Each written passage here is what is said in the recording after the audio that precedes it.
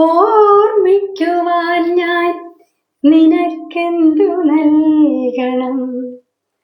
ഓർമ്മിക്കണം എന്ന വാക്കുമാത്രം. ഓർമ്മിക്കുവാൻ ഞാൻ നിനക്കെന്തു നൽകണം?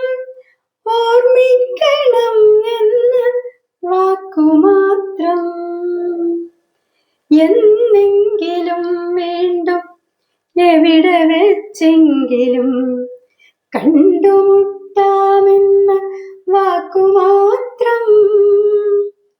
എന്നെങ്കിലും വീണ്ടും എവിടെ വെച്ചെങ്കിലും കണ്ടുമുട്ടാമെന്ന വാക്കുമാത്രം.